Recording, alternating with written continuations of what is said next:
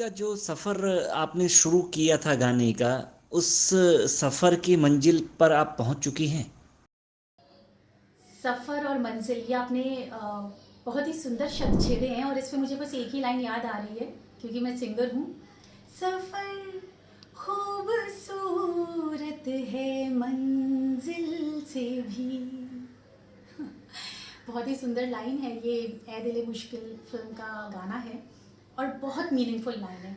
हम हमेशा एक टारगेट के लिए, डेस्टिनेशन के लिए, एक अचीवमेंट के लिए स्ट्रगल करते हैं, फाइट करते हैं, लेकिन हर बार ये लगता है कि हमने जैसे एक पड़ाव पार किया तो अभी तो ये चाहिए, मतलब वो जो कहना चाहिए लालच या वो जो एम्बिशन है कभी ख़त्म नहीं होता, क्योंकि एक लेवल पाते ही हम दूसरे लेवल को एम करने लग जाते हैं।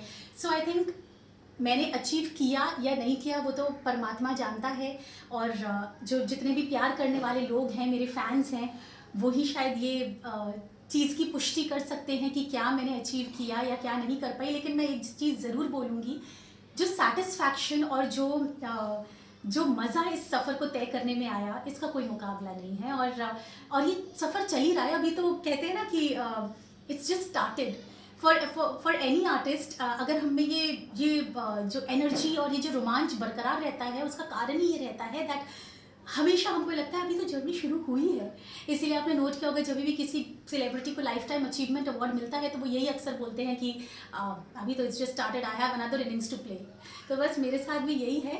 और करना है, अच्छा अच्छा काम करना है और बहुत सारा काम करना है। और लग रहा है टाइम कम है, क्योंकि सिंगिंग के किरदार निभाने हैं, एक्टिंग के किरदार निभाने हैं और अच्छे से काम करना है ताकि अपने फैंस को खुश कर पाऊँ।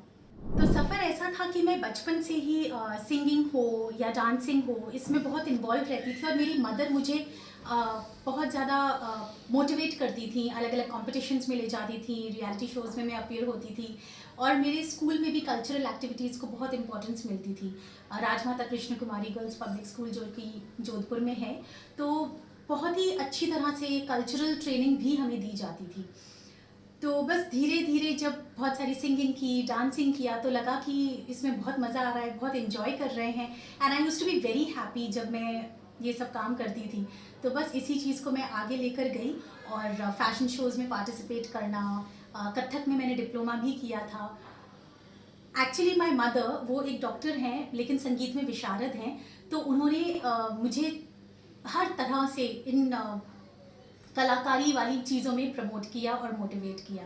लेकिन हाँ, ये ज़रूर कहा कि पढ़ाई मेन रहनी चाहिए, बाकी चीज़ों का आप हॉबी के जैसे रखें। इवन माय फादर, क्योंकि एक मेडिकल बैकग्राउंड से होने के बाद, एक डिफेंस बैकग्राउंड से होने के बाद, इस कला क्षेत्र को एक हद तक एक्सेप्टेंस मिल रही थी फैमिली में, लेकिन इतनी नहीं कि मैं उसको प्रोफेशनली परस्यू कर पाऊँ।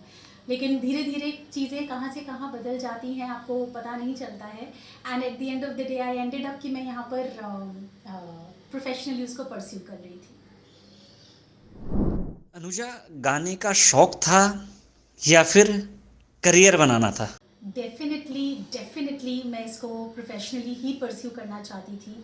और as a singer, as an actor, मैं इस इंडस्ट्री में आना चाहती थी, क्योंकि मुझे दिल से बहुत खुशी होती है जब मैं अपनी अपनी कला को एक्सपीरियंस कर सकती हूँ, महसूस कर सकती हूँ। जब मैं परफॉर्म करती हूँ, whether I am on stage या मैं कैमरा के सामने होती हूँ, मुझे एक अलग ही लेवल का सेटिस्फैक्शन और खुशी महसूस होती है। जब मैं कॉलेज में थी, आपने जैसा कि बताया, इंजीनियरिंग के दौरान मैंने रियलिटी शोज़ में पार्टिसिपेट किया और काफ़ी आगे तक सिलेक्ट होती जा रही थी। But that time my father had to take a decision. उन्हें लगा कि ये तो हर साल होता रहेगा, लेकिन इंजीनियरिंग के फाइनल यूनिवर्सिटी एग्ज़ाम्स थे, वो बार बार होना मुश्किल है। तो उस समय मुझे एक कॉल लेना पड़ा। बट जब मेरी पढ़ाई ख़त्म हुई, जब MBA ख़त्म हुआ, तो मुझे पहला ब्रेक मिला था तेलुगु फिल्म इंडस्ट्री में एज अ प्लेबैक सिंगर।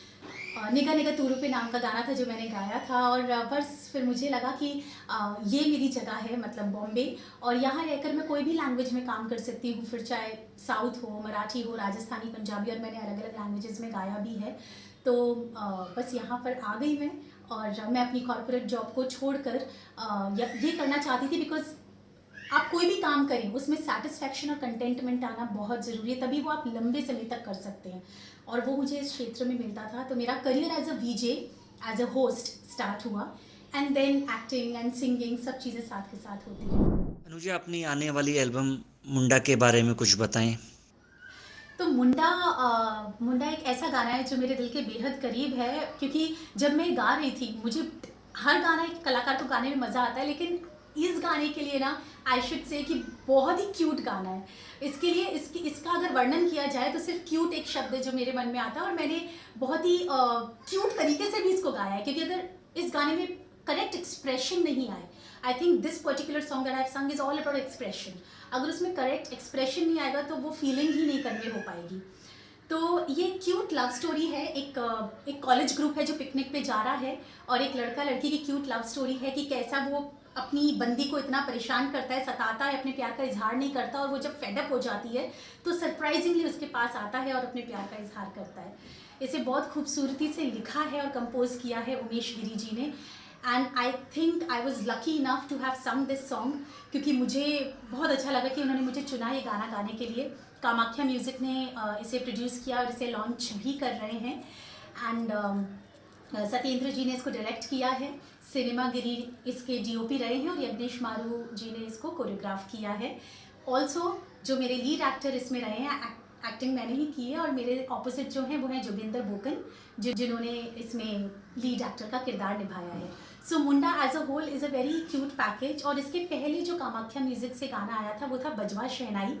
आप सबका प्यार उसे बहुत ज़्यादा मिला, that it already crossed 1 million, और वो भी एक टिपिकल वेडिंग सॉन्ग था, लेकिन इन अ वेरी डिफरेंट मैनर, बहुत पेपी स्टाइल का सॉन्ग था, और एक अलग तरह का फ्लेवर उसमें विद फोक को कैसे नए तरह से हमने दर्शाने की कोशिश की है मुंडा में भी और बजवा शहनाई में भी, वो आप सुन सकते हैं यूट्यूब पे, और इंस्टाग्राम पे रील्स लोग अच्छे से बना ही रहे हैं उसकी।